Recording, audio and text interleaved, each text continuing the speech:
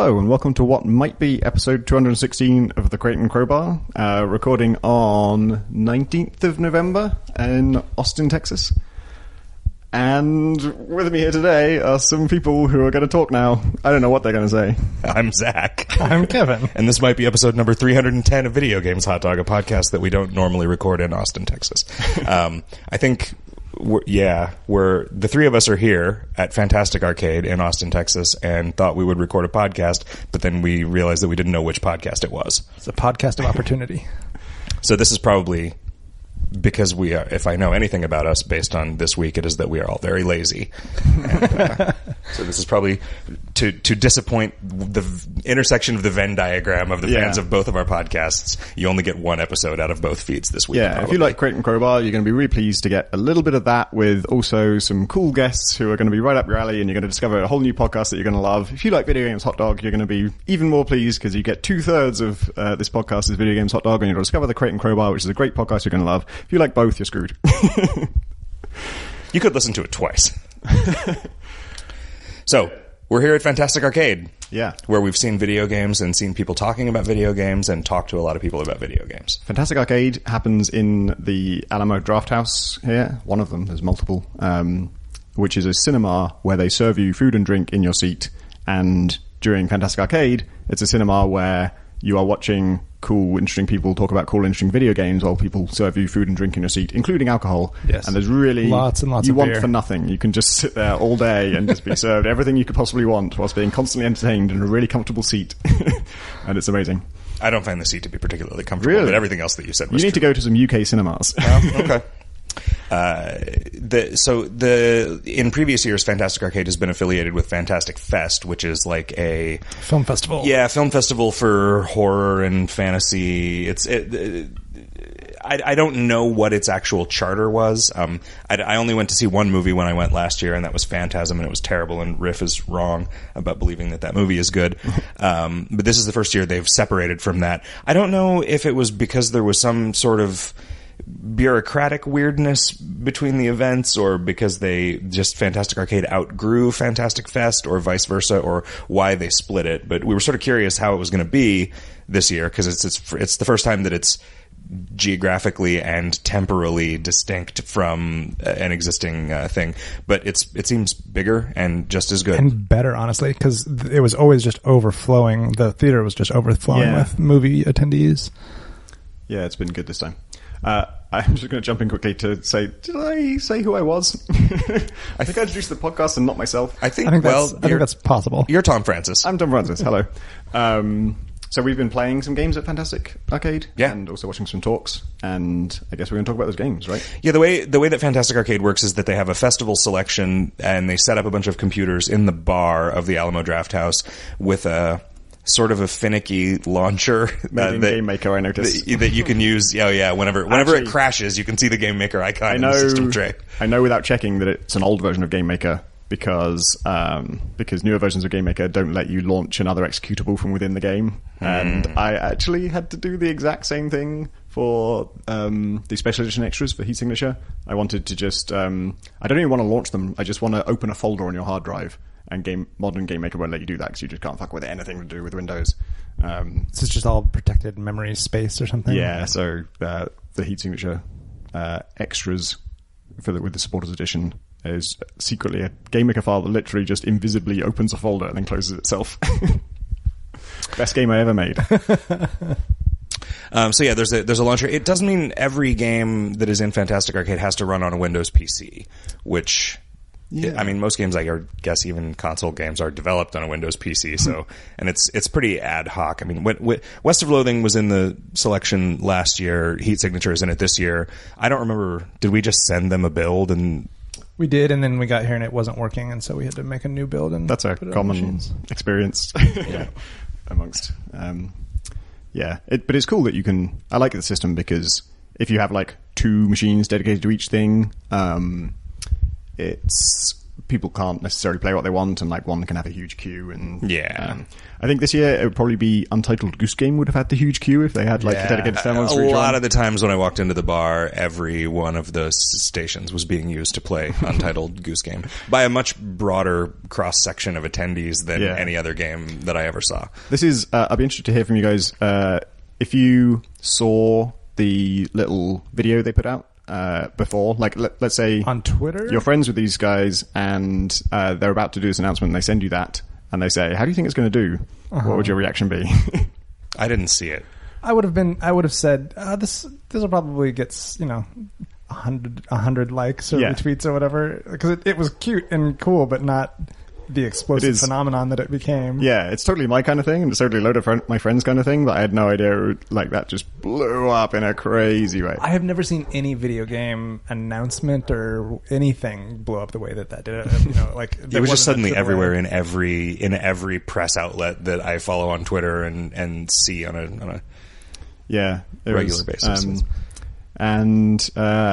Although I wouldn't have predicted it, I think it's deserved. It's like it's an awesome thing. You play a goose walking around a farm, in which a farmer is trying to just keep his shit together and go about his business. And you have a sort of this is a goose that keeps a day planner, and you can access your day planner to find out what your goals are. And there's a checklist of like steal the farmer's keys and put a sandwich in the lake, maybe. Rake in the lake. Rake in the lake. Oh man, I failed that objective because I thought it said cake in the lake, and I couldn't find a cake. But I put the farmer's sandwich in a lake, and then I think I thought that was the objective. Actually, I thought the objective was to put the sandwich in the lake. Might have secretly been a rake sandwich. So when you eat it, it pops up in your face like when you step on one, but just hits your tooth. I'm thinking of a mousetrap sandwich, but similar. I almost didn't play this because the video they did is so good. It shows you the goose doing all these things, and it's just basically a goose being a jerk to a human, and that's inherently funny. It's got this really nice, like, flat shaded art style. It looks really clean, and the animation on the goose is really convincing. It's got a lot of character to it. Notch. It really does feel solid, and that is all like it's really well blended. So, like, when you're playing, you have like a stealth mode, a run mode, a honk mode, and a extend your wings mode. You can't fly, you just extend your wings. And all of those things can stack and independently, and you can just do as few of those things at once as you like, and it will animate correctly as you do that. It's very physicsy. These are the guys who made Push Me Pull You, which is a multiplayer game about wrapping your elongated body around another stretchy elongated body. It's like kind of 2v2, right? Because you're connected to your teammate by a weird elastic body. Yeah, you are sort of two human torso ends of a sausage. Yeah, like flesh like sausage. not quite a human centipede situation. This is like Super Pole Riders, except the pole is your shared gut. Yes. Which is to say that they have form for doing physics in games well and making it look good and feel good. And that was a 2D game, wasn't it? Or was it? I think it was running in 3D. Like it was, a flat plane, but I think, and it was flat shaded again. But I think actually no, I have no idea. But that had a real uncanny look to it, like the way the hands kind of creeped across the floor was really convincing. And similarly, this goose is really convincingly animated and looks great and has a little character to it. And yeah, you kind of move your beak around, like in stealth mode, your beak goes lower. So if you want to pick something up, you kind of go into stealth mode, then hit the pickup button. You can sort of pick up an improbable number of objects as a goose. Yeah, and it's. I almost didn't play it because the video showed what you do, how to do the checklist things. Basically, it just went through them all, which is a great way to do a video, but means that I was thinking like maybe I just wait till this is done and play the rest of the game. I assume it's going to be instead of playing, perhaps you would just take a gander. Hi, I'm Chris. The difference. That's funny because I was about to say the difference between our podcasts is that on your podcast you guys make incredibly sophisticated and clever puns and none of you laugh at them, and on our podcast we make like 3 levels below that puns and we all crack up. It's a race to the middle. I think it's just that people don't get. We make puns that none of the others of us get. It is much more sandboxy than I thought. So I'm glad I did play it, because actually immediately the first thing I thought I was wrong, it turns out, but I thought my objective was to put the sandwich in the lake. And what I immediately did was I put the sandwich in the lake and then thought, I want to pick that sandwich back up again and put it back on the bench where it was, so that when the farmer eats his lunch, the sandwich will be secretly wet. He won't know it's in the lake. Like, he won't have the moment of dismay of seeing his lunch in the lake. He will instead think it's there, and then only when he bites into it will he find it soggy. And I was actually seeing with one of the developers, and he was, grimacing at all the things I was doing that was making it glitch out, or finding edge cases, or just completely willfully misunderstanding the rules, or refusing to play ball. I was saying, that was what I was thinking in my head, but of course I'm wrong, because the farmer would actually detect the wetness of the sandwich when he touched it. If you want to simulate that, go ahead. And he pointed out the farmer has gloves, so he wouldn't. It would have worked perfectly. It's not quite that, like, the farmer doesn't actually go over there and eat that lunch, I don't think, but it's full of stuff like that. And the farmer has an incredibly difficult job. He must be one of the hardest working AIs in games, because everything in the farm that you move or fuck around with, they're all physics objects, including like sacks of compost that are also bendy and flop around and stuff. You can move them wherever you like. You can drag them all the way out of the farm into the lake. You can stack them on top of each other. And the farmer has to run around and undo everything you did, put everything back where it was. And it's not like a cheaty thing. It doesn't snap back to the original location. He has to physically drag it. And if their things are stacked, he has to restack them. And that just seems like a nightmare to make. I don't know. I was trying to find the limits of the system. I wanted to break it. And there's like a radio on a box. And you can take the radio and you can take the box. And I thought, well, he has to put them both back and stack them on top of each other. So I thought, what if I put something where the box is supposed to be? Then he's got to put the box on top of it. And I did that, but the thing I moved was also one of his prized possessions, so before he put anything else back, he picked that up, put that back where it's supposed to be. So there's like an order of operations that he does. So then, because I knew he didn't interact with his lunch, I went all the way back out, picked up his lunch from the bench, and then put like the sandwich underneath the crate before he would put it, because he doesn't care where the sandwich is. And also, he doesn't care where that apple is, but he cares where a different apple is. Okay. And that worked. The sandwich is now under that crate forever. Like, it didn't cause as much physics problems as I had hoped, because it was only a sandwich, but... Can you hide the crate in the shrub where you can hide some smaller objects? I didn't know you could hide things in the shrub specifically, but this is quite a big box, as I recall. But yeah, not only is he like AI agent who has to interact with the physics system to place things, he also has a sort of a stealth game AI limitations. So he can only... if you steal something and he never sees you take it, and he also doesn't see where you put it, he can't put it back because he doesn't know where it is. He might be annoyed that it's gone from where he expects it to be, but he can't find it unless he sees you take it, or he sees where you took it to. And in fact, stealing his keys is one of the sort of first tricky objectives, because they're on his person at all times, so you have to wait for him to be doing something else, and you can sneak up close to him and nab them. And my self-imposed directive was, you only have to steal his keys. There's no actual reason to do that, because the keys open a gate that gets you into the farm, but the way you get into the farm in the first place is to trick him into opening the gate for you, so you go through, so you don't need the keys for that. So the only reason to need the keys, I thought, was, what if I lure him back out, and when he doesn't have his keys, and then I go and manually close his gate, because the gate can only be opened with the keys, but it can be closed by anyone. And then he will be trapped out of his farm forever and lose his livelihood, hopefully. What happens if you do that and leave the keys inside the gate? Because you also can't open the gate if it's locked. Yeah, that's a good question. If you dropped the keys inside after you'd done that, all I was trying to do was lock him out and keep myself in, and I managed to.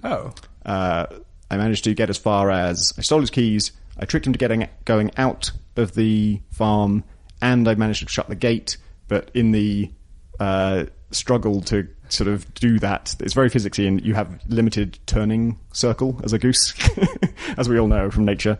And I couldn't quite squeeze into the gate before it closed, so I was trapped out too. And the keys, the reason the farmer couldn't get the keys back was because they were in the lake, and he never saw me bring them there, so he didn't know where to look for them. So he just stood forlornly at the fence, like looking in at his farm that he works on. If the keys were inside at that point, you're right, you don't need the keys to close the gate.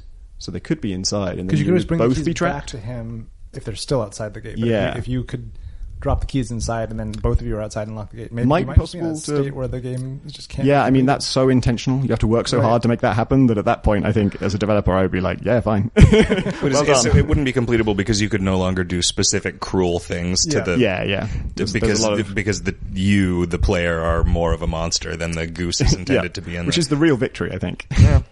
Actually, I found myself, because it's so expressive, I just found myself doing things just to sort of, I don't know, just to,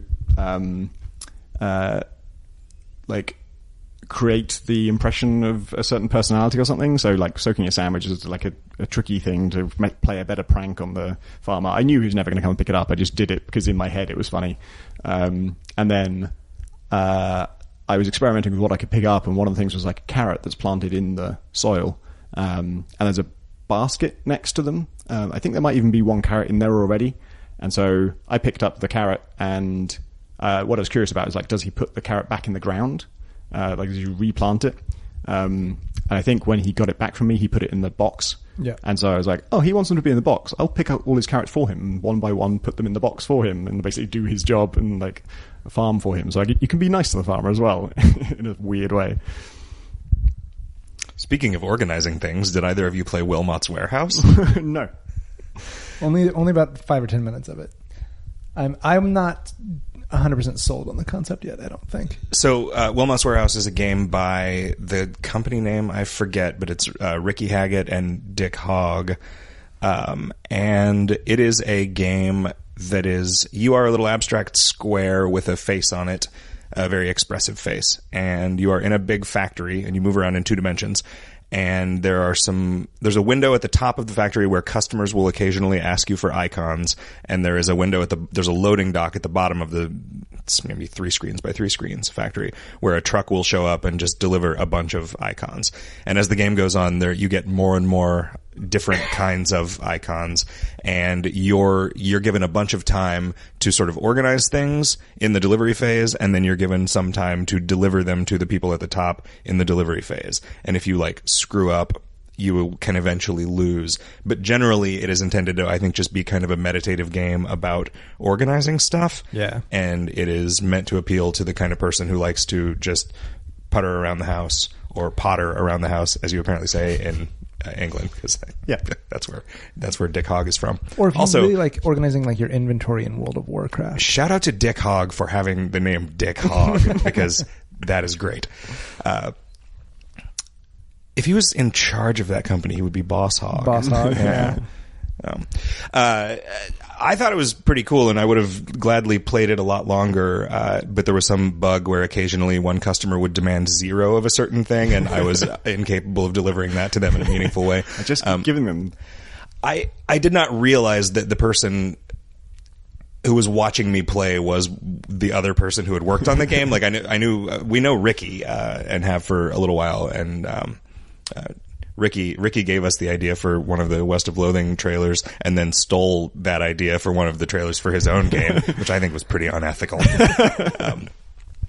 But the other guy was the artist, who then, when he gave his talk about making this game, sort of revealed that in the process of this game, like, essentially he, as the artist, was determining the difficulty of the game by deciding what all of the icons looked like, and how similar they were, and how many there were, and how hard they were to parse between each other, because that's kind of what and he had built them into categories. I don't know if the categories had approximately the same number of items in it. There were like 26 nautical flags, each of which represents a letter. So there were 26 things that were just like extremely abstract patterns. 500 total icons. Right. But you don't... Apparently the warehouse will fill up before you get like 2/3 of them in any given game. But he was commenting on stuff that I was doing. He was like, oh, I see you've started a section of mouth-related icons, and I had to go and look around the factory to see what he was talking about, because it was one thing that I hadn't identified as actually being a tongue, and another thing that I had not associated with being mouth-related, even though it was toothpaste. So it clearly was. So I don't know if that was one of his categories. They during their talk, they talked about how watching different people play is interesting, because there are people who organize them by background color, which is what you, Kevin, that's did when you were sure. playing. Organizing things by shape, organizing things by the number of objects pictured in the icon? Or I think it would be fun to try and I had proposed organizing the icons in the factory according to which of your ex-girlfriends you most associate them with. Like, just as a challenge, like, to do some weird thing where it's like, well, I just have to pick one, right? Like, just give yourself some weird quiz that you have to answer about each of these and see how far you get doing it that way. I mean, I could see that. Because the organizing, like, as part of the gameplay, at least, the organizing principle is what you need to know where to go to fulfill the orders from the customers. Because the space is expansive enough that you can't just do like a search every single time they ask for something. You're given a lot of time to organize. Like, they definitely take, and I guess every few rounds they give you like 15 minutes to just reorganize the warehouse if you want it. You can always skip ahead and like earn more points that you can use to upgrade. You can get a little autonomous robot buddy that follows you around. It does like some of the it doesn't follow you around. You can take it somewhere, have it look at stuff, and if it remembers that you have taken one of these icons and put it somewhere, it will try to do the same thing if it can. But yeah, that's it. It's one of two games. I'm giving you a segue. Spike here, not a spike. What's the first thing? A set. A set? Yeah. No, a bump. Bump. Okay. I'm giving you a bump.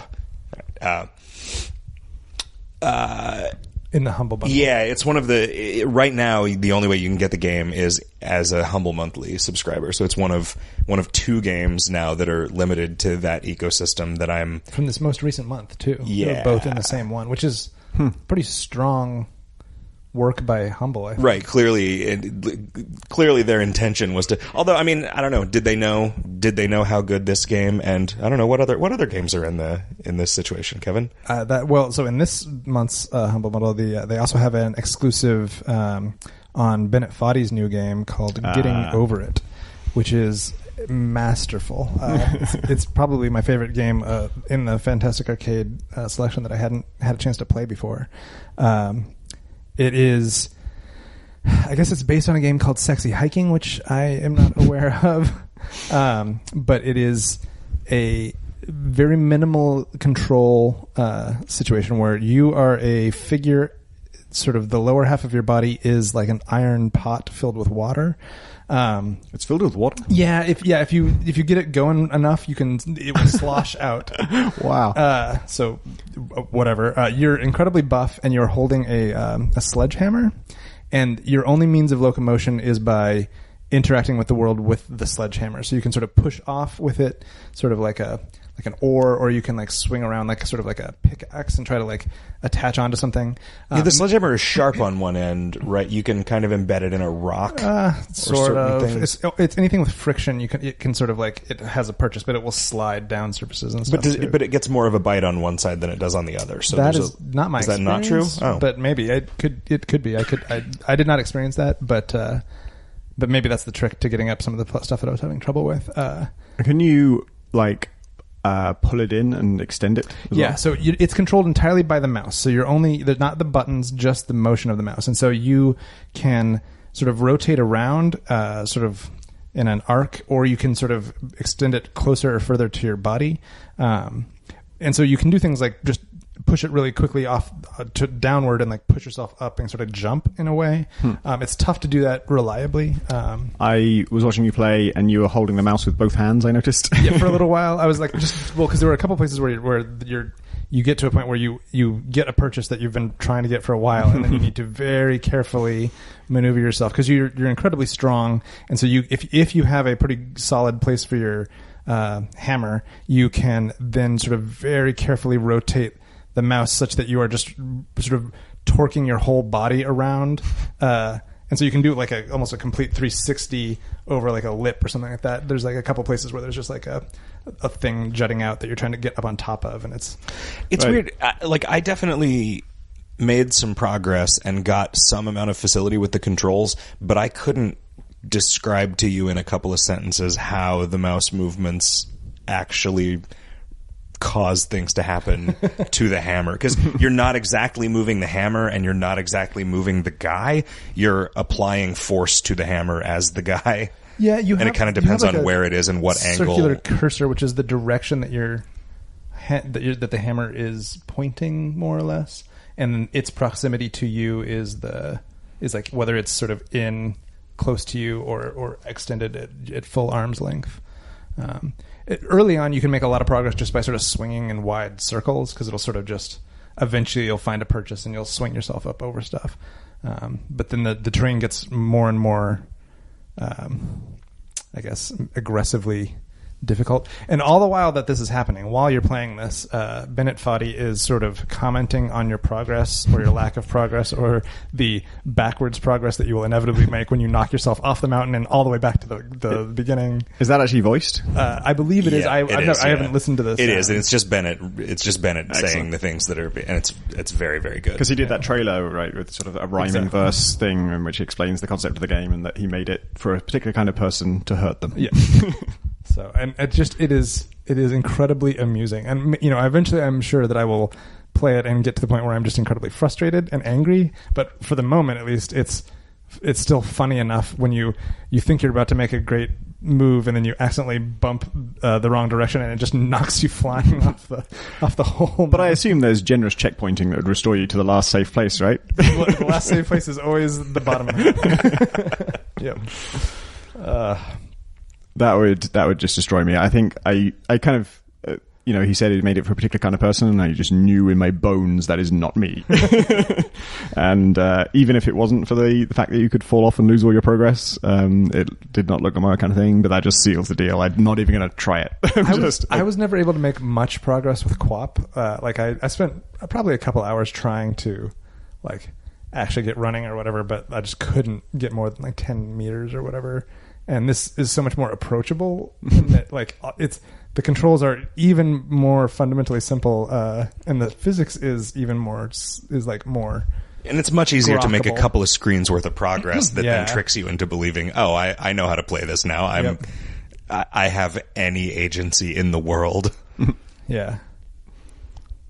It got to the point where I was able to reliably get up to the first switch back, where you have to make some leftward progress and then immediately make some rightward progress, which is surprisingly difficult in a confined space. And because as you try and flick the mouse to move the sledgehammer, it's of course moving through all the intervening space. Right. So if there's anything to catch on there, it's gonna fuck you. Just knocks you from to and fro. And then I got to a part that I just don't even understand how to make any progress, which is a narrow channel that's sort of diagonal. Oh yeah, I think I saw you playing that. And then I was just okay. But maybe one side of the head of it is something that will lodge in rock or something, and maybe that's the trick that I didn't know. It felt like the sound cues were telling me that thing was embedding itself in rock. And I wasn't listening to any of the audio. Rock. Oh, right. You didn't have the headphones. So that's interesting. Okay. Huh. Speaking of dying and losing all your progress, let's just try for a transition. I played Minute, which is by JW and Kitty Callis, JW of Lambier. And it's I think I'm right saying it's a 2-color game, 1-bit color. It's just white and black. And it's spelled MINIT? Yes. Okay. But the concept of a minute, as in the time unit, is central to it. And you start in a house and you venture out of the house, and then there's some you can go in various different directions in the outside world, and after a minute you die and you are set back to the start, and everything in the world is reset except anything you've picked up. And it's the kind of game where you're not picking up loot all the time or anything. There are specific items to find out in this world. So the first one is you go one screen left and there's a sword, and you pick up the sword, and now when you wake up again, you have the sword still, and so now you can cut through bushes. And so this time I can go up. I couldn't go up before because that's sealed off by bushes. Now that I have a sword, I can go up. But there's a cave down there, and if I go in the cave, I can't see anything because I don't have a lantern. And so I try a different direction, and then eventually I find a lantern, but you only have a minute. And I went far enough to get to some kind of bar. The setting of the game is intriguing. Actually, there's a brilliant gag early on where you go. This is right near the start, so you're just figuring out this minute thing and the fact you're going to die at any time. And for me, I'd spent about 30 seconds getting to the screen, or maybe 40. And I talked to an NPC, and he talks when you're in range, and it spells it out character by character. and he is a turtle, and it takes him like 0.5 seconds for every character. So he spells out every single thing, and if you move away from him, it stops, and then if you go back close, he starts from the beginning again. And that happened like 3 times, and he's not even saying anything important. It's just like, oh, I like living by the sea, but he starts with, huh? Oh, I didn't see you there. Well, I've been doing this, and it's I overheard like somebody complaining about that specific age. thing. Like, can you restart deliberately? Yes. If you press B on the controller, it just kills you. Okay, just kill yourself. That's kind, because yeah, if you want to explore in a different direction after finding a dead end, just like being able to do that without having to do it in fits and starts.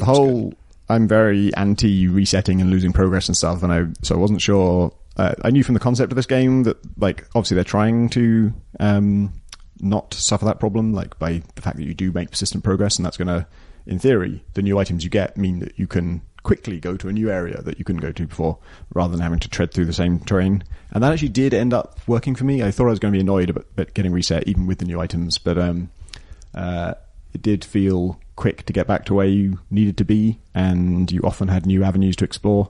But yeah, I got to this bar, and the guy in there was saying, oh, sure would be nice if someone would do something about the 5 crabs outside. And so I've got a quest now, and I'm like 20 seconds on the clock. I'm about to die of old age. I actually don't know why you die, whether it's like a disease or... I like to imagine it's just a creature who has a 60-second lifespan, because that's kind of funnier. And so I could only find 3 crabs in that life and then died. And then the rest of the time, as I was exploring, I was always on the lookout for, like, where are those last 2 crabs? And then only once I found those last 2 crabs, like on that life, it was too late to go back and get the first 3, so I died. And then had to remember, like, where were the first 3 crabs? Where are the second 2 crabs from there? Can you do that before you go into the bar to talk to the bartender? Yeah, okay. He only cares. In fact, if you've killed some of them, he'll go say, oh, boy, sure is a shame someone won't do something about those 2 crabs. Okay. And yeah, when you complete that, you get coffee. I can't remember what coffee does, but he gave me a cup of coffee, and that was the persistent unlockable item. But that's now a thing that you have. Yeah. Interesting. I don't totally know what it did for me, but... if you complete it a second time, do you get a second cup of coffee? That's an interesting thought, actually. Or would that even be meaningful? Oh my gosh, does it make you move faster? That might make sense. As a consumable, though... That would be not... No, I think the time invested to kill the crabs would be too great for it to pay off if it was a one-time use thing. Well, but you'd have it for your next life, right? Like, if it like the next life. If you had to kill the crabs every other time, like do a prep run. Yeah, I could see somebody deciding to make that kind of game. But yeah, the concept works surprisingly well. I think it's really cool. It reminds me a little bit, just sort of vaguely, of Pitfall, because Pitfall had that 10-minute countdown timer. And you could go as far as you could make it in 10 minutes, but then it was over, and there were 2 different directions that you could go. And it doesn't have any of the same sort of like unlocking and exploration mechanisms, which seems like the core of the game. But yeah. Did you ever make it to the time limit in Pitfall? No. Yeah, I never got anywhere near good enough at it to not get killed before. Do you remember Prince of Persia 1 had a 60-minute time limit on the whole game? Like, you had to finish it in 60 minutes, or you just failed. Like, the game could only ever last an hour, even if you... at most. And when you think about like debates about game length these days, it's worth remembering that classic retro game, which is I loved at the time. I don't know how it holds up. It was literally a maximum of an hour long. They wouldn't let you play more than an hour.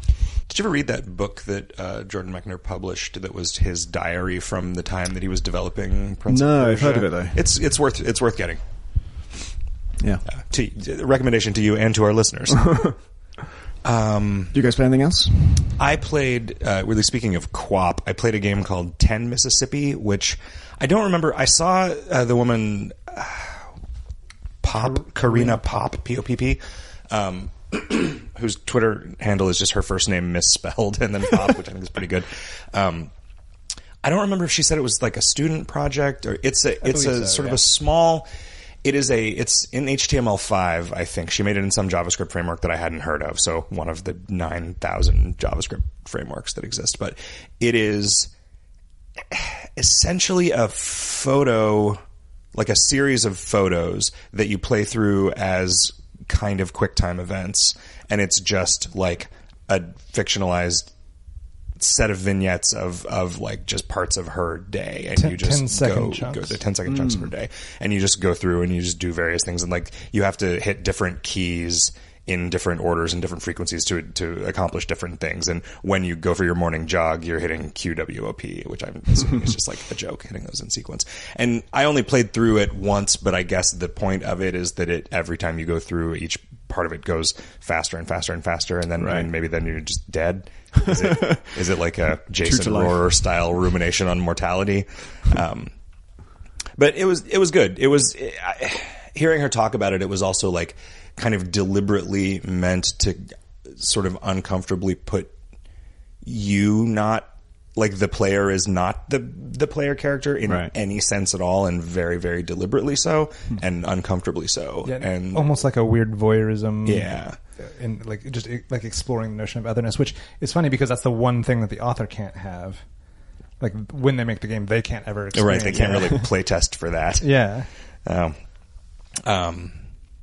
I forget what else out of the set of games that were in the festival thing that I did play. What else? Into the Breach. Okay, right. Oh yeah. I want to ask both of you about that. You've talked about this a lot. I love this game, and I had no one to talk to about it. It's so good. I am definitely looking forward to this. I am extremely excited about this. This is the new game from Subset Games, who did FTL, yeah. And it is a isometric turn-based strategy game where you control 3 mechs to defeat aliens. And there are quite a few unusual things about how it works. There's a lot of things that I would have not expected to work well, but it's just super satisfying. Like that turn countdown. Yeah, I just assumed that was how many turns I had left to win. Otherwise, I'm dead. Right. That is like every battle has a countdown to you winning. That expires, you win, which is bizarre, and it's like 6 turns. Yeah. So, like you just have to survive that long, and there's. Surviving is, though, harder. Surviving is easier than, like, preventing the aliens from doing any damage, which is really your goal. Yeah. Like, it turns out the whole world has, like, 4 hit points at the beginning of the game, and on every turn, every alien unit threatens to do 1 hit point worth of damage, and it is way more about manipulating the battlefield to prevent them from damaging buildings and stuff than it is about, just trying to clean up. I would like to nominate the buildings as my favorite NPC in any game that I play, because they will little speech bubbles come out of them when even when you just arrive, they're like, they're here, we're saved, and then when you kill something, they're like, they killed it. So it's interesting. Well, this is yours. Oh, okay. I mean, so there are. It's got this kind of interesting frame story, which is that you're going back in time over and over and over again to try to save humanity. Because we could have segued from Minute. Where you've screwed up in the past and been unable to repeating do the same thing over and over again would have been a good 10 Mississippi segue too. Yeah. we don't do these at all, and I don't know why anyone wants to do them ever. It's never of any benefit to the listener. It makes you feel clever. Yeah, sorry. So if nothing else, listeners love hearing about the thought processes. Oh yeah, that's the favorite thing. The only segues. thing better than like good segues and bad segues is people talking about segues. Speaking of which, so you have a squad of 3 mechs that you're controlling, and there are different squads which have different capabilities, but the possibility space is relatively constrained, and the battlefields are really small. They're maybe 8x8 grids. They might have come in different sizes, which is the same as chess, right? Yes, but they are procedurally generated, so it's always going to be different every time you play, and they are. They have just a bunch of sort of very basic systems sort of things going on. So like there are plain squares where there's just nothing special that happens on them, but there's forest squares which when that square takes any damage for any reason, it lights on fire, and then that becomes a persistent effect on the battlefield that can be used to your advantage or can be something that can harm you. And similarly, there's other things like tidal waves or whatever that are coming in and flooding tiles, and there's water tiles where if you can push another one of the aliens into the water and it's not a flying unit, then it will drown, and so you can just instantly kill things. You can one of the kind of attack types is there's like acid and there's fire and there's freeze. And when you freeze something, it's encased in a block of ice. Yeah. And if a flying enemy is over like a chasm, it's fine. But if you freeze it, it falls. That's great. Importantly, nothing can take damage during the enemy's turn, really. Like, the enemy will plan its moves, and then you will see exactly what's going to happen. It calls out which buildings are threatened, which of your mechs are going to take damage, like exactly what the enemy is going to do when their turn starts. And then you have your turn to figure out how to prevent that damage from happening or mitigate it, like transfer damage from buildings to your mechs, because your mechs can be repaired between missions, and buildings, the buildings are your extremely small number of hit points for the entire game. Yep. Because once in the fiction, once the aliens destroy enough of the power grid, humanity is just helpless to resist them, and the power grid is distributed throughout office buildings in various spots. It's actually the Tesla solar cell thing. Like, everyone has one of those super batteries in their home, and that's where it all comes from.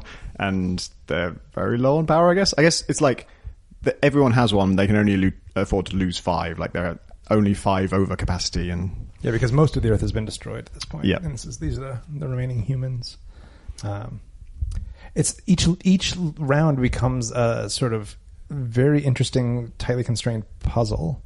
And they've done just an incredible job with the game balance, such that you feel like you are always making really interesting choices, even on the first couple of levels. I found myself spending a lot of time thinking about each move, because even though I knew it was procedurally generated, and especially on subsequent turns, even though I knew that the state of the board was potentially based on bad decisions that I had made previously, it always feels like, oh man, there's gotta be a way for me with the moves that I have to actually completely solve this problem. I just have to find it. And it's like, I'm weirdly just inclined to trust the, in reality, absent intent of the developer in having designed this puzzle, because the space is so constrained and the things are so coarse-grained that it feels like a well-constructed puzzle, even though it is an emergent set of things on the board. There are a lot of my favorite moments have come from turns where I look at the board and I'm like, oh god, this is like terrible, and I look at it for like a minute more and I'm like, yeah, this actually can't be done, there's no way I can avoid taking building damage. And then like 3 minutes later I'm like, unless if I shoot my own mech, it would propel him forward 1 square, and then he's in range not of the enemy he needs to take out, but of a different thing that he can like then fire an artillery shell at an empty square, but the push damage surrounding that will knock this one into the fire, and although he'll still be alive and still be targeting now an even more critical building, the fire damage is going to happen before his attack, so it will kill him, because he's actually on 2 health, but later we're going to kill this other enemy that's giving him that bonus health, so he'll only burn 1 health, then the fire damage will kill him, and he won't get to do his attack. That's very, very good. And you have all the information at the start. There's nothing random beyond the procedural generation of the level. There's nothing random in the fights themselves. It's so solid. And it feels like a game that, like FTL, I'm probably going to mostly play on an easy mode if they add one, just so that I'll be able to have more fun with the systems. I thought there was one, actually. Oh, was there? I mean, you've probably played a very different version of it than was being demoed at... Yeah, I played a lot of it, and I've had like 2 spells of becoming completely in love with this game and playing it for like 20 hours, and then kind of, after 20 hours, like, okay, I've probably had enough for now, and I should stop playing. And then like, but it's updated now. And then I go back and go. The squads have there's like 8 of them, isn't there? I think so. The selections. I think you unlock some through play. Yeah. I mean, that feels like FTL, right? Like the fact that the different ships in FTL play so differently, and also that you could play for hours and hours and hours without even unlocking one. It's, for whatever reason, I never got into the ships in FTL. I would try them, and it just seems like, oh, this is 8 times harder than the game I just played, and I enjoyed the game I just played. It was about the right difficulty level. Whereas in Into the Breach, they all are, for me, harder than the default squad. The default squad is the one that just does a lot of damage, and that's pretty useful. It also has a lot of push. Like, it's damage damage and push are the 2 things. And those are 2 very sort of straightforward verbs. Yeah, there are the others are sort of more technical. One of them is the Inferno squad. Is it the Inferno squad? Or the Flame squad, or whatever. Oh, interesting. And they have almost no direct damage. Like, there's one of your units can do 1 damage, and if the unit is on fire, they'll take 2 damage. And So all the rest of it is just setting fire to shit. And setting fire to shit does no damage initially, and then at the also start, doesn't move things, right? Yeah, it doesn't move anything. At the start of the enemy turn, they'll take 1 damage from the fire. And you are immune to the fire as the Flame Squad. But you are building up this like stock of fire, because anything that can burn will burn. Any tile you set fire to just stays on fire forever. It will always burn, and anything that ever moves there will be set permanently on fire. Nothing can ever... I think a massive unit that's on fire, if it moved into water, would put itself out, but other than that, everything... Once it's on fire, that unit will die. You don't have to do anything else to it. It's going to die. But you have to prevent it from doing damage in the meantime. Exactly. So the first turns are the worst. Like, the second turn is the worst. Because the first turn, there's only a few enemies. You set fire to them all. Second turn, 3 more enemies show up, and you haven't killed any of the first 3. So now you've just got 6 enemies, all of whom are active, and they can threaten loads of things. So it's just there's this hump to get over, and if you get over that, things start dying, and this stacked damage that you've built up just burns everything, and it has this really satisfying rhythm to it. And they've done that for all of these 8 squads. Each one has its own rhythm and its own feel to it. But nothing else changes about the world generation rules. That's man. Yeah, it's a tough balancing act. Do you have any sense of when this game is supposed to come out? No, I don't know. I keep telling them, this is done. This is already better than anything else that's going to come out this year. Hey. You could wait until next year to say that. It's going to come out this year. Oh, okay. We're safe. Did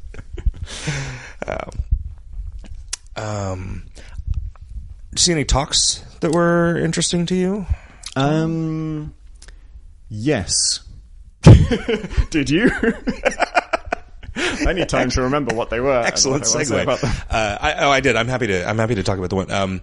So there was a talk by Stephen, the Catamites, Gill something, the Catamites, about a game that he had in the festival called 10 Beautiful Postcards. And he also, you might recall, made that Magic Wand game that we did as an assignment that I couldn't stand. And after hearing him give this talk about just his approach to making games and his feelings about games in general, I've gone from not liking all of his stuff to just 100% on board with what he is doing, and I will absolutely just buy everything that comes out. I kind of want to just go to Itch and pay the maximum for everything that he has for sale. Wow, I need to watch this talk and take some notes. Well, I don't know. It didn't. It wasn't exactly like an Andrew WK moment where I was super bought in and Kevin was just like, whatever, fuck this. But I appreciated a lot of the early sort of setup stuff, but then I don't know.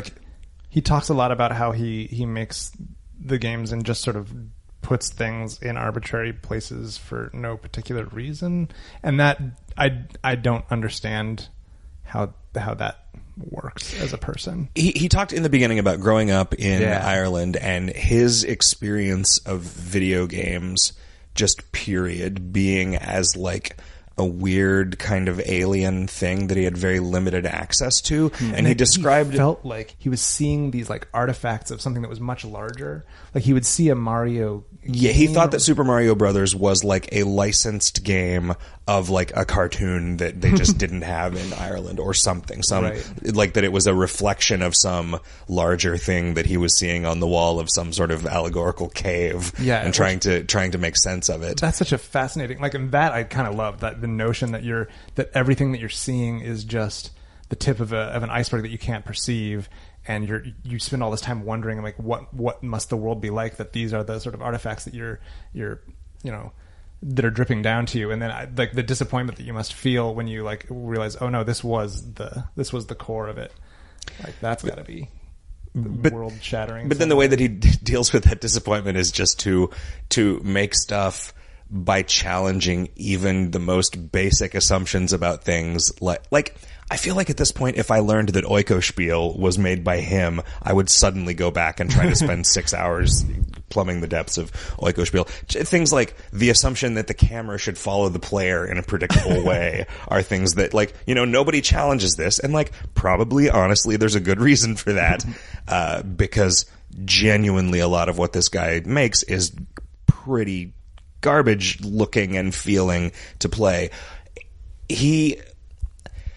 His response to the fact that most writing in video games is bad is to just think of the writing in his games as something that the player should not read. And then he fills his games with writing that is just like textural. Yeah. But the thing is, when you play his game, like the one thing that I actually really did like about Magic Wand was that a lot of the characters in it, and this is a thing that the only other time I've really gotten this specific feeling is from playing some of the Kitty Horror Show stuff out of their Patreon. But a lot of the stuff that the characters in Steven's games say is really funny. But like a lot of it is also, he's very funny.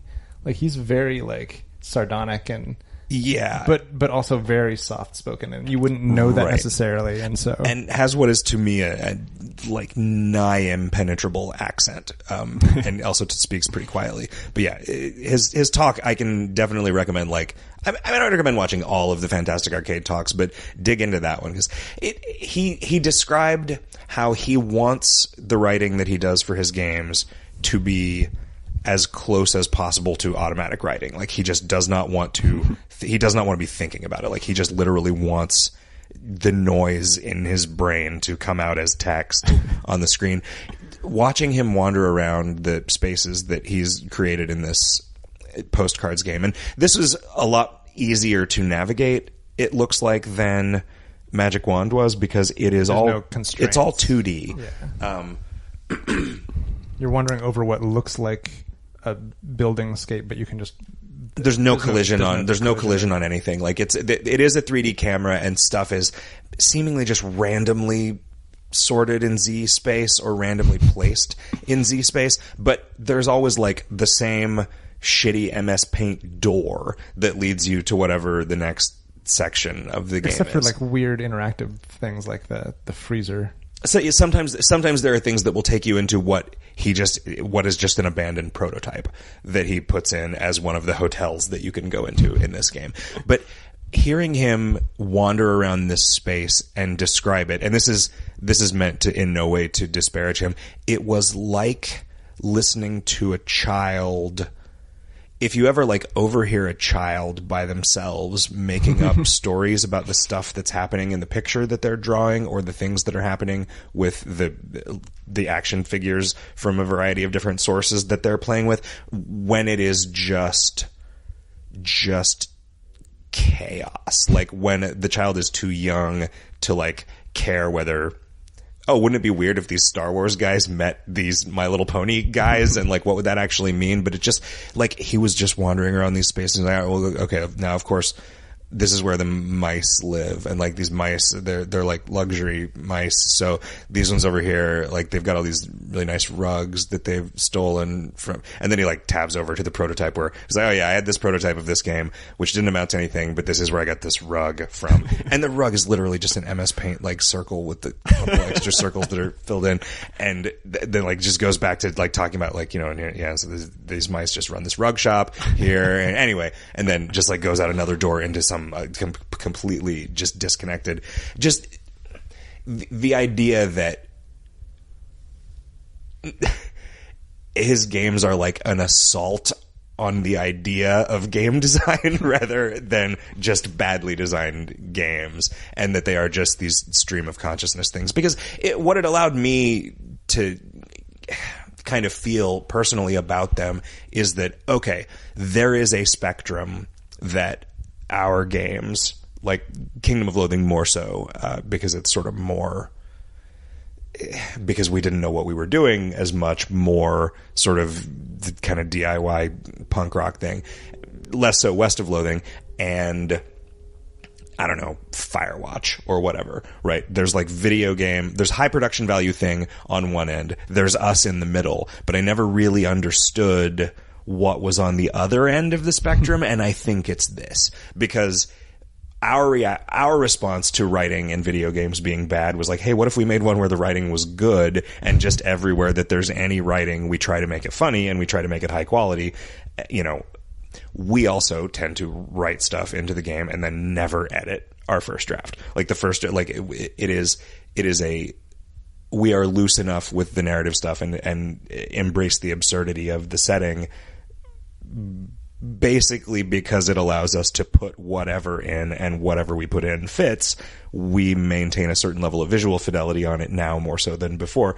He doesn't. Like, we want all of the writing to be funny. He just wants it to be whatever came out of his head. Like, man, I love that dude, and I love his games now after seeing that talk. And I don't know. Maybe nobody else will watch the talk and have that experience. It was pretty funny afterwards when the floor opened up for questions and no one said anything. Adam Saltzman was like, "Yeah, I mean, it was pretty straightforward." I guess it's just like the most nonsense that had been presented there, and that is by the standards of Fantastic Arcade talks, which are. I mean, I think I told this story on Video Games Hot Dog last year, but when they asked me if I would do a talk when West of Loathing was in the thing, I said, "Well, what does it need to be?" And he said, just Wiley, who was one of the people that organizes it, said, just play your game for 15 minutes and talk about it. And then the day before I did the talk, he sent me an email that was like, "Could you do 30 minutes instead?" And then 10 minutes before the talk, he was like, "Actually, could you do an hour?" And I'm like, okay, well, that explains why all of the other talks have been the way that they are. This year, they just said to me, yeah, just as long as you like, probably an hour max, but if you want to do less, that's fine. It was just like, do whatever. And that is great, but also, I think I ended up floundering at one point because I kind of need the time constraint to keep me focused. And so I focused on something, and then I had more time, so I just kind of meandered onto something else. And I also had almost no questions. And I think that tells you, you've either left everyone behind or you've brought everyone perfectly with you. It's one extreme or the other. Did you think of the talks that you liked? Yeah, so one that was, it's a game that I didn't get a chance to play, but Genesis Noir is a game with a concept that just has to be at least heard in principle, which is that it is they describe it as a game in which you're trying to stop the Big Bang to save a god. But actually, as the talk went on, it became clear that is contextualized within a sort of noir scene in which the person you love is being shot, and the bullet, the explosion that propels the bullet is the Big Bang. And so you need to go inside the Big Bang and stop it from the inside in order to stop the bullet to save the person you love in this other meta-narrative. And it's made by some people whose training is in kind of animation and what is the word for it? It's a word that means basically sort of very dynamic animations, motion graphics. Yes. And it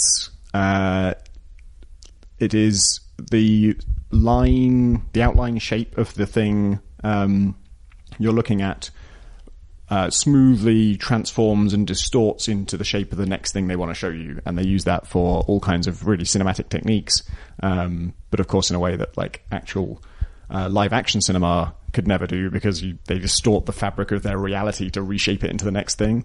And there's a scene where like you just have to dial a number on a phone.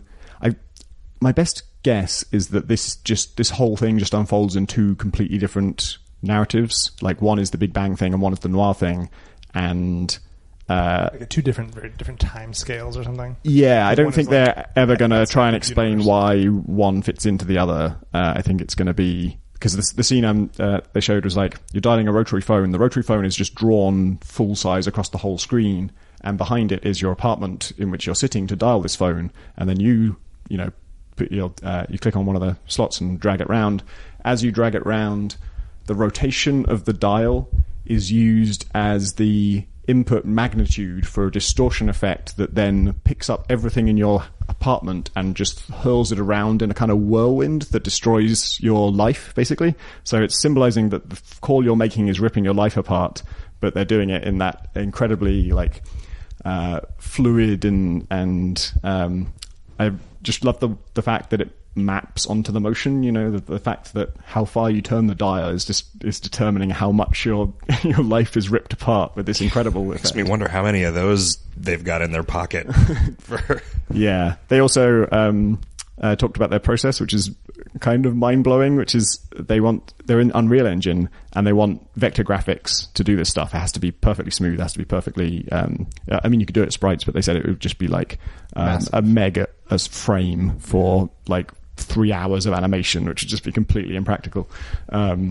So they need vector graphics, but they went through reasons why a whole bunch of existing solutions didn't work for Unreal. And so the way it actually works is they make it in Flash, and then within Unreal you can run a Chrome browser like on a wall, and the Chrome browser is running the Flash file.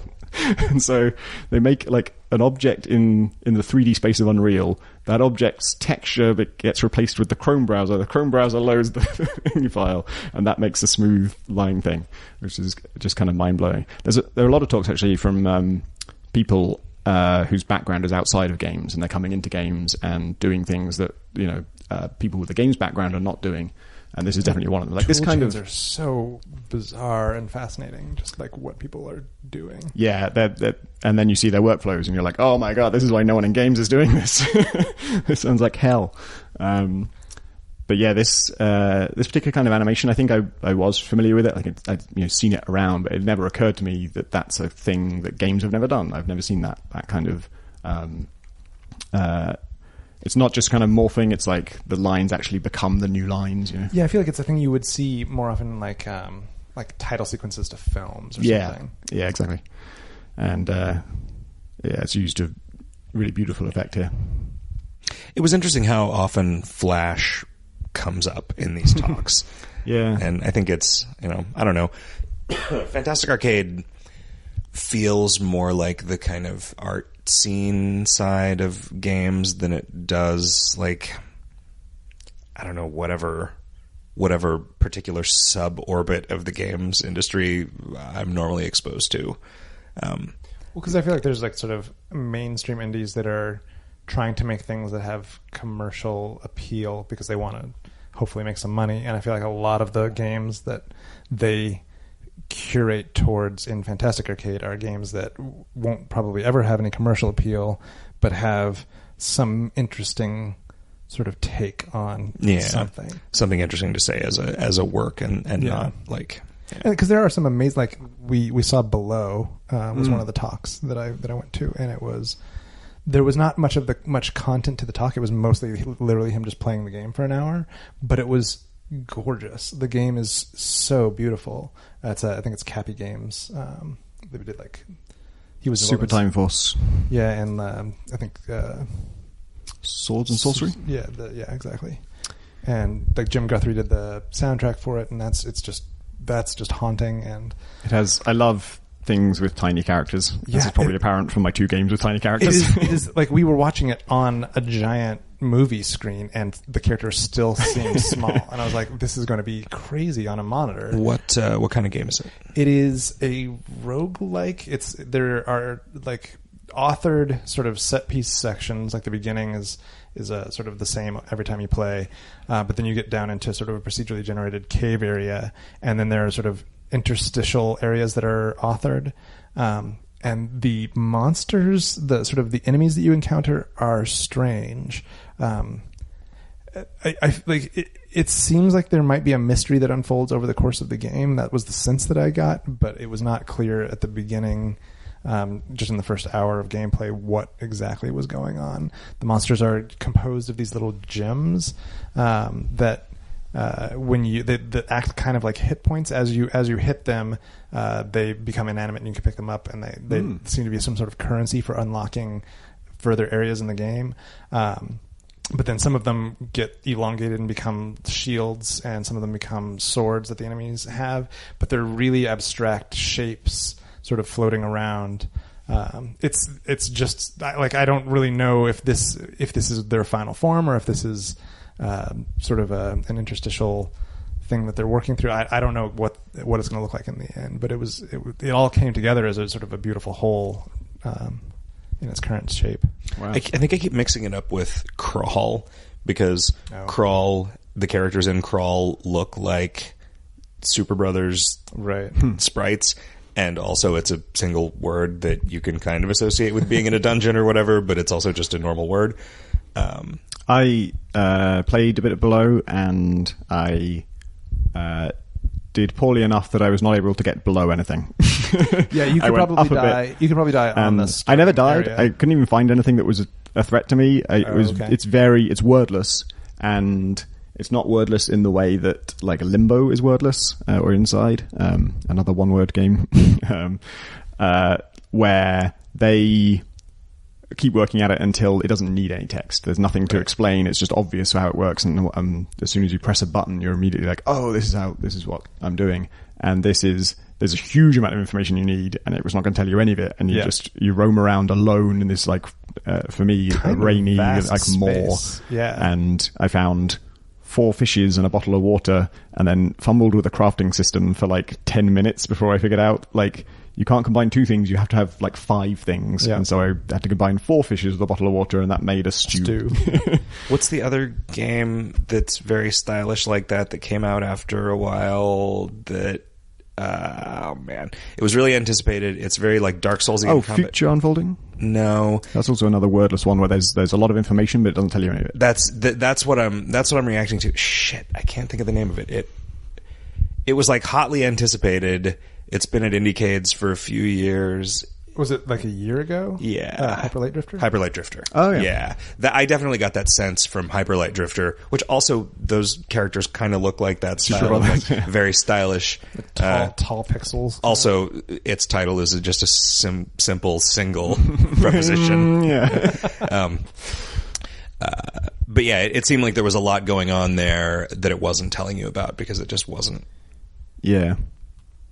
Yeah, but so I didn't really get far enough with below to sort of know how I feel about like its combat or anything. Yeah, and I've not played it. It looks like it's probably very difficult. Yeah, that has been a long time in development, right? Yeah, he was saying that he has played. I forget who was speaking on behalf of Cappy Games or whatever, but he was saying that he has played this game more than he's played any other, and he spent 400 hours playing Zelda. So. Isn't that just true for all of us? Like, haven't we all played our own games more than almost anything else? I don't know if that's true. Like, yeah, I would not say that. I mean, Steam says I haven't, but that's because it wasn't on Steam for the first 4,000 hours of working on it. Right. But do you consider, like, just running around a space to see if the thing that you just put there looks right playing? I do for this. Yeah. So okay, then yes, running the game, sure. Yeah. Playing. I've certainly launched my games more times than any other game. Fair enough. They weren't exactly talks, but I got to play a couple games in the context of tournaments, which I didn't participate in any of those when I was here last year, and that was kind of fun. It was kind of fun because we crushed everybody. Well, there was that. We played a game that was made for Play NYC. It was a 5v5 animal, like sort of cute animal avatar soccer game called Forest Cup. And they couldn't get all 5 controllers working, so it was 4v4 with 5v5 with 4 human players and 1 computer player on each team, which halfway through the tournament, people had sort of discovered an exploit, which was to let the sheep named Maisie. If you just left that as the computer player, it was just so much better than anyone else that it was just constantly scoring goals. And so by the time we won our first game, we were the first team up, and we didn't use that. But then 3 more matches happened, and in all of them, just dominated. And so in our first game, I played as Maisie, which meant the CPU did not play as Maisie, and I scored a couple of goals, and I felt pretty good about myself. You were our top scorer, and I was like maybe second, or maybe third actually, but of a team of 4. But and the goalie was the other one.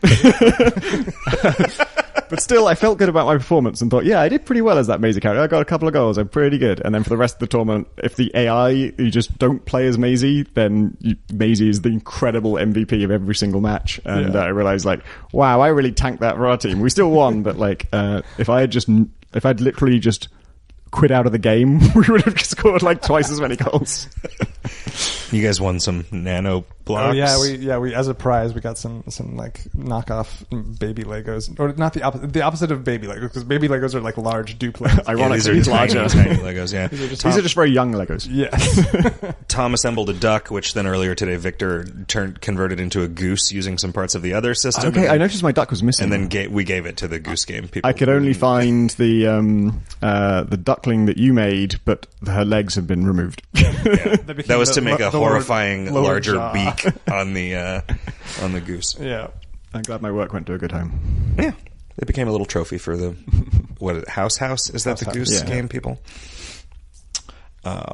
And I also then got to play Jar Wars, which is a 2v2 VR game. So you have to have, if you're going to play it in a local space, you have to have 4 Vives and 4 lighthouses. Is this ever going to be played again?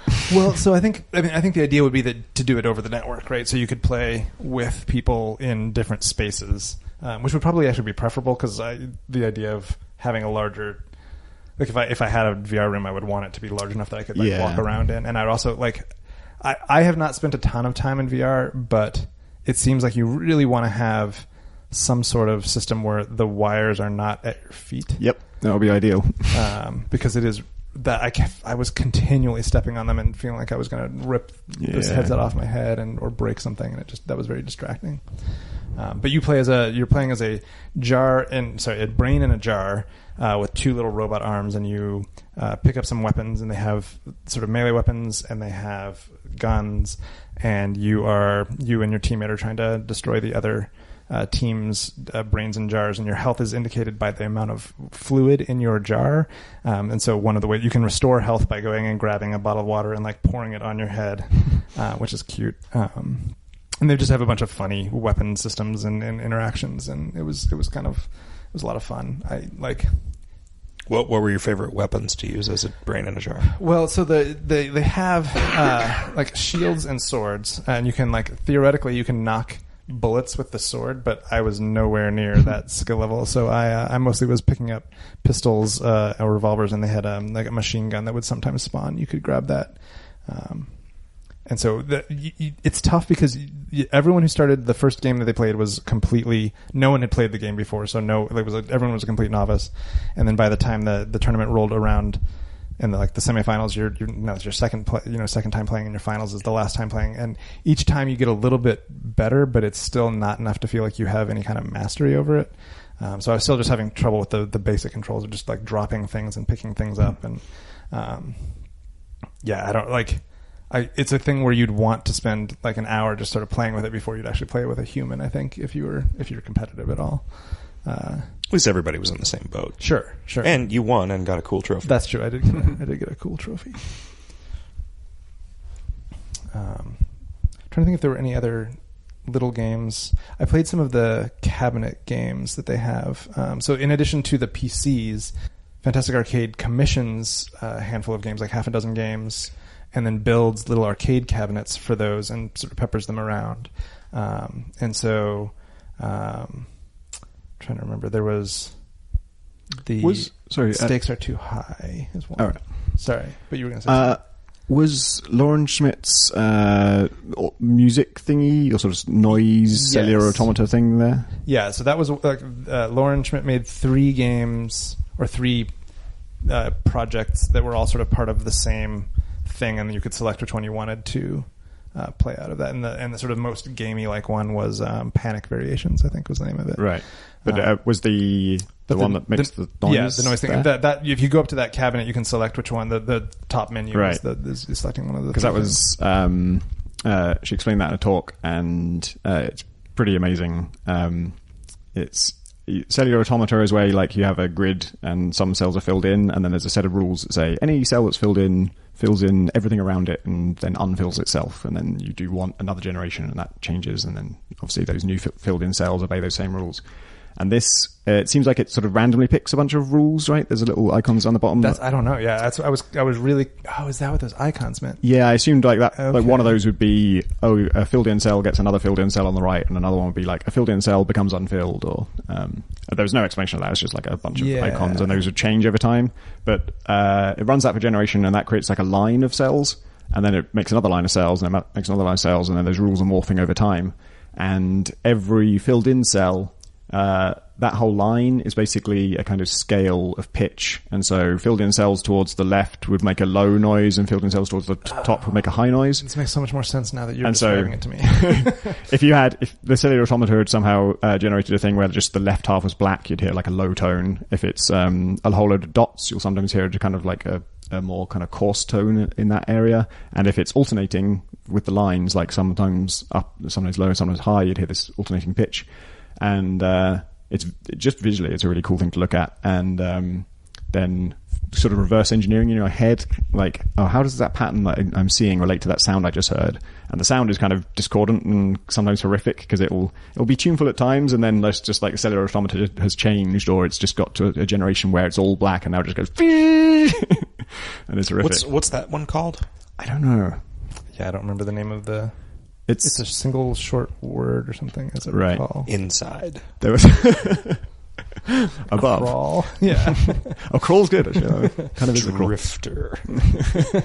While I was watching it on stage, it generated a pattern that I was really fascinated by, and I could not figure out what the rules would be. But it was basically, it would have been a working maze. Every line of cells was spaced one thing apart so that there would be a path between them, and then they would loop round and kind of go zigzag back and forth across the screen so that you could walk through the entire thing if you wanted. But also the kind of larger shape that those zigzags were filling was a triangle, and the other part of the triangle is a mutually closed off other maze, and then there'd be sub triangles within that, almost like fractals. And it's like, I don't know how you generate that. Yeah, there was one point at the very end of the demo, there was a little capstone that looked like a little village, and I don't know if that was just random noise that I was just ascribing meaning to, but it looked like little houses and trees. God, maybe it's a desert golfing thing where you sort of like, it seems generated, but then there's just a few things that the designer has put in. I think Kevin thinks everything looks like a village. I do think it's but I think I understand now how it works. I was confused. So when no input is happening on that particular tool, it's just a bunch of, every now and then there'll be occasional random dots, and I think there's like a random seed to occasionally, because otherwise you don't have anything to start the generation from. So I think every now and then it will just generate one, but that also allows it to change up if the rules change. If it's got like a solid fill, then sometimes one of them will be gone, and then maybe it'll dissipate in an interesting way. Yeah. And so now I understand what I was seeing, because I just couldn't figure out how it was doing anything. You could have meta rules where if a line is more than 60% filled, then the third rule gets removed and replaced. Oh, yeah. Yeah, that was, in retrospect, I want to go back and play with that, because now that I feel like I have I can begin to grok what's going on. The rules could be determined by a secondary cellular automata that was running in a smaller window. that those rows were the rules about neighbors and reproduction. Lauren also used cellular automata to do some of the like graphical glitchy looking effects in Strawberry Fields, which we played. Strawberry Cubes that we played as an assignment. I thought it was called Strawberry Fields forever, but then I remembered it was called Strawberry Cubes. Yeah, and the Panic Variations is a game that when put on the screen, I was immediately like, oh, that reminds me of Lode Runner, and Lauren was like, yes, this is from, very similar to Lode Runner, which was a game that I enjoyed a lot. Right. But then went on to talk a lot about how it was representative of how your work is not really valued, and you are. I forget exactly what the explanations were, and then I tried to actually see any of that in the game, and I can kind of understand where it's coming from, but I would have never gotten there without going to a talk by the creator. Right. And I wondered whether that was something that was supposed to be fathomable, or whether it was just the starting point, and then it's up to the player to bring their own interpretation to it, regardless of what they see. So. Did you play any Hypnospace Outlaw? I did not. I didn't either, but we watched Jay. I think he pronounced his name Tolan. Okay. So I'm going to obey the GIF rule and say that that's the right way to say it. Okay. Hypnospace Outlaw. I now understand more about what the game is, and it seems real good.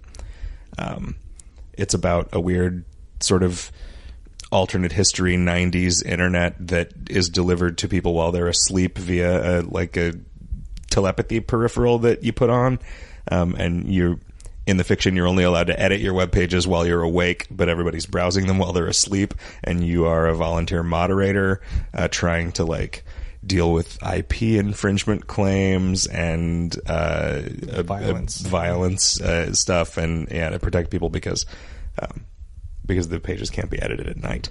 Yeah. It seems real good. It's got a very particular aesthetic from a certain era of the internet. Yeah. It was very familiar to me. And I don't think he mentioned this as an inspiration, but for me, those days were CompuServe. Like probably in America, everyone was on AOL, and they all had their own like closed ecosystem, and like it's not the real internet; it's their own little thing. But it's also community driven, and that walled garden feel, but still kind of wild and nuts, was well captured, and also just the look of everything is so. Yeah, it's very GeoCities. Yeah, GeoCities. Once you get out into the internet at large, R.I.P. GeoCities. Pour out a bad animated GIF of a beer bottle. Looping, 64 color. I'm trying to think if there were any other talks I saw or games I played. I played a bit of Blind Drive, which is a game where you are blind and driving. You're blindfolded, in fact, you're not actually blind. And it's just a case of you have to play with headphones, and you need to be able to hear which side an oncoming car is coming. You just hear an oncoming car, and as soon as you know which side it is, you veer to the other side, obviously. And unless you've been it's a bicycle. Yeah. Eventually they start. Yeah. You get sort of duped. Actually, did you get duped into hitting the bicycle the first time? That's a question. I didn't play it. I just watched it. Yeah, we watched a talk by the guys that made it describing it. I hope this is early on enough, I think, that it's not too much of a spoiler, but you're trying to avoid these cars, and then the person in your ear says, I got the impression you've either been kidnapped or you're trying to fulfill your end of a bargain or something. Your grandmother's been kidnapped. Okay. Or they're holding her hostage in her house or something. And so you have to do whatever the voice in your ear tells you, and being blindfolded and driving is part of that. And then he tells you to... you've been making your own decisions about where to steer, and then he tells you, this thing's coming, steer left. And I think my brain had got as far as thinking, I think this is in my left ear and I should steer right. But I figured this was some kind of like tutorial for a new mechanic, and it wanted to it was telling me to press that, so I would I don't know, that would in some way reveal some new information, which it does, because you hit a cyclist and you were basically tricked into doing it. But I really want to know what happens if you don't do it, because I'm curious. If I'd obeyed my ears and just gone on instinct and avoided it, would that have must have had different dialogue. I'm curious how much branching there is in that. And then stuff. Seems to be established as like a bonus mechanic, like you're trying to dodge the cars but hit the bicycles. But like for me, partly because I was duped, I was just like completely... Well, I'm never doing that again. Yeah. And so I'm just avoiding both. It's a weird one. I found it... maybe this is intentional, but when the thing is...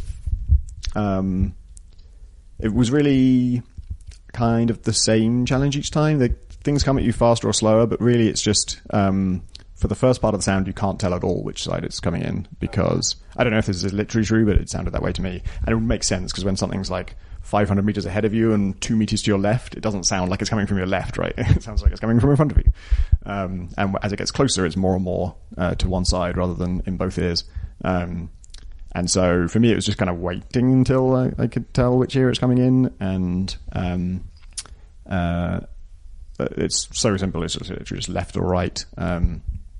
That once I kind of got that, I was succeeding too much. I think it was just too easy to do it. But also, I'm aware that like when you're just doing sensory input like that isn't what people are used to. The whole audio section of The Witness for me was just absolutely uncompletable. Could not do any part of it. I think maybe like the first stage of the first set of puzzles I could do, and then after that was just absolutely nope. I cannot even guess what you like. My guess is just always wrong, and listen to it, and I'm not 100% sure this is how the pitch goes. And so whatever that was a set of puzzles that initially at least were about like drawing a graph of the pitch that you just heard, the pitch variance that you just heard, and that is a skill apparently I do not have in any capacity. Yeah, and those puzzles for me were just like a trivial task to perform, but I couldn't do the color ones because my color vision is slightly weak. Yeah, it's weird. So I think this is like probably less of a niche skill to just hear which ear a thing is coming in, but it's I'm betting there are people who find it way harder than others. And that's what they were saying in the talk, actually, is that, Right. that there's a huge variance in just the limited playtesting that they've done, whether people find things trivial or hard. Yeah. And so they're having a really hard time balancing for that. It's also weird because the way that differentiating where something is in space in headphones is nothing like the way that it works in real life. Yeah, because if you turn your head, it's going to be wrong, right? Turning your head for sure, but you can do the positional audio. If you assume that you're looking straight ahead, then you can if you record things with two microphones, that can create the same sort of illusion, right? And they can simulate that now with computers or whatever. They can simulate a lot of things with computers nowadays. That's video games for you. It can simulate some of this stuff. It's worth looking up how that works. I remember being really fascinated by that in the cognition course that I took the positional in college. audio Yeah, stuff. like how you figure out where things are in the environment. It's because it's way more complicated than your brain just processing it, right? Because it's actually using physics. It's stuff. the time differential between when a sound hits your left ear and when it hits your right ear, but that's like that's less time than individual neurons can respond to. So there's a bunch of neurons wired up in parallel to allow it to happen. But even then, that only narrows it down to like a cone. And you have to then minutely adjust the position of your ears to further isolate it within that cone of ambiguity. It is like learning about how brains work to the limited ability that they have to understand themselves and the amount of information that they have yet to discover. It's fucking horrifying. Would we be much better at this if our ears were just twice as far apart? Yeah, probably.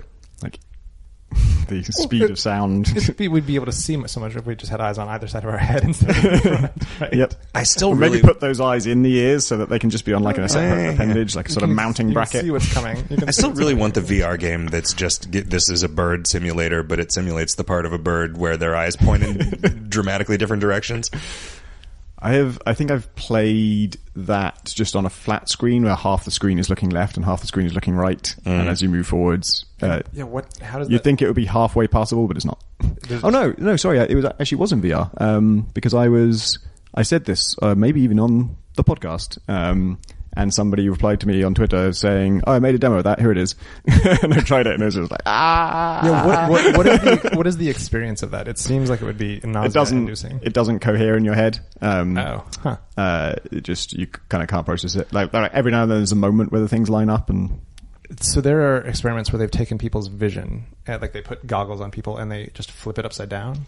it was and for a week it's nausea-inducing and like difficult, but then people adjust. Yeah. How did they find somebody that was willing to I don't know. do that for a week? I don't know. And I'm wondering if the same thing would be true if you just, put goggles on that had cameras pointing to either side, and that was just how your vision worked now. Whether your brain would be like, okay, well, I'm just going to figure out how to navigate the world. Like have to walk being, sideways all the time, right? Like, well, it depends on how I guess the field of view of each eye, right? Yeah.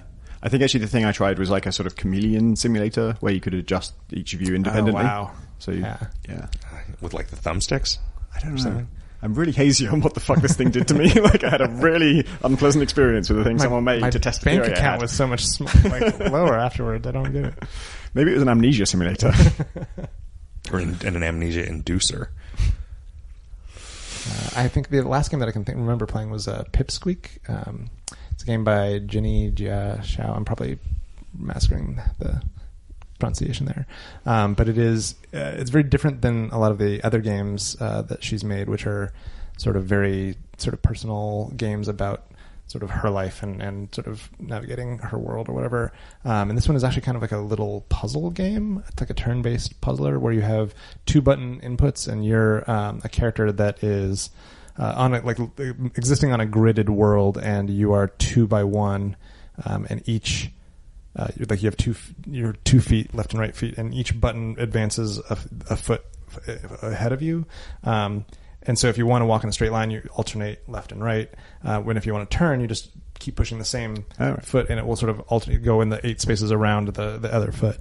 And that is enough of a sort of interesting mechanic where if everything else moves on the when you move, it creates this interesting sort of situation where you're trying to navigate the world. You move pretty slowly, but you can, if you're careful, you can avoid other objects that are moving in the world.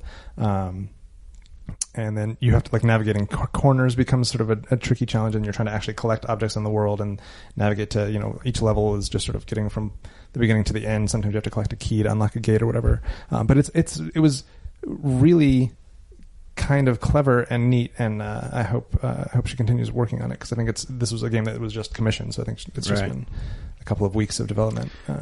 Yeah, I guess you should say probably most of the stuff we're talking about is not out. Yeah, well, there's an itch bundle, I think, for the commissioned games for sure. Right. And I think that was released while we were here. But yeah, a lot of the games that we're talking about are not released yet, unfortunately. Yeah, which games are in that bundle? Minute is? Oh, I don't know. No. The Stakes Are Too High is one. The game formerly known as Banana Chalice, that now has a ridiculously long name that I can't remember. It's not the game formerly known as Banana Chalice. No, sorry. It's actually Untitled Goose game now.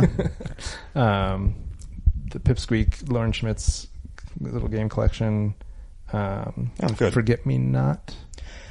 I could have sworn that Forget Me Not came out some years ago. Michael Laserwalker said that there was an iOS version that is no longer available. That was either the basis for this or like an earlier version of this. Okay. And I don't know how fundamentally it's changed or not. But I mean, from the screenshots, this looked way more glitchy and chaotic. Okay. Forget Me Not was just pretty.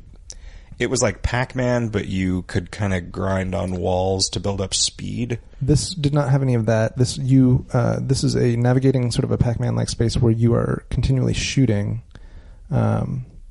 and you collect a bunch of the stuff on the screen, and then at some point you've reached a threshold and an exit appears, and you have to collect a key and carry it to the exit. And there are enemies moving around on the screen. Some of them fire projectiles, some of them don't. Moving into things can sometimes hurt you, and sometimes it doesn't. And then sometimes and it gets really rough. Sometimes the level wraps around from side to side, and when you're shooting, your shots can hurt yourself. Mm-hmm. And so you can create these like sort of death corridors where your shots are just sort of looping endlessly, and you're just gonna you're not gonna be able to pass through there without taking damage. Although when you pick up the key, it sort of tails along behind you, and it absorbs shots and it doesn't take any damage. So there is a way to like. Are they designed levels or? That is an excellent question. I do not know. It was not noisy, random to the point where you couldn't navigate, but it might have been sort of funky, procedurally generated stuff potentially. Yeah. I think we got copies of that bundle for buying a Fantastic Arcade ticket, so we'll have to play the ones that we didn't play and maybe talk about them next week. Yeah.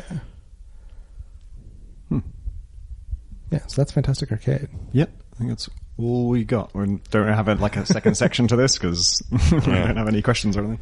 Fantastic Arcade is...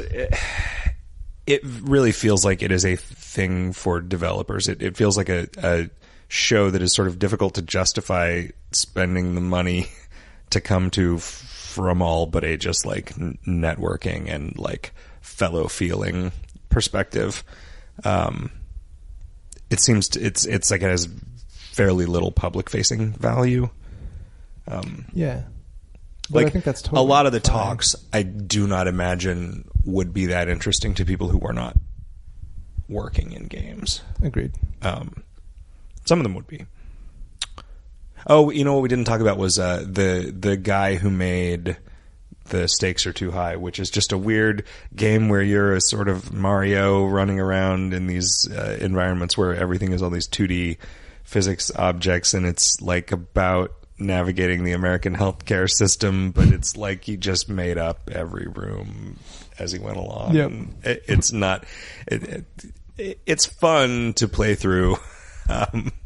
But basically your options are jump, which effectively does nothing except move physics stuff around, or skip to the next level. Like, those are the two controls, and the only way to get to the next level is to press the button to skip to the new level once you're done, you think, seeing whatever this level has to offer. Yeah, there's no explicit goals on any particular screen. No. But there was a talk where he made a game using some of that tech, while Natalie Lawhead, who made a game at a talk last year at Fantastic Arcade, made a website for this game, and then they put it up for sale on itch. and it's terrible. And it's a lot of audience in jokes that weren't even funny the first time, and should not be purchased unless you just like that guy and want to give him some money. And also, I don't remember his name or what they called the game. And the trailer video is just some video of Britney Spears painting flowers. Was it Fernando? Yeah, but I don't know his last name. I also don't know his last name. Romelia? Okay. Yeah. How do you end your podcast, Tom? Oh God, with a litany of information that I don't have to hand. Oh wait, no, okay. One of you is at Ganas. One of you is at PCG Ludo. Can't believe you remember Graham's Twitter name. He hasn't been on it in like 3 years. Right. Well, it's memorable. Fuck.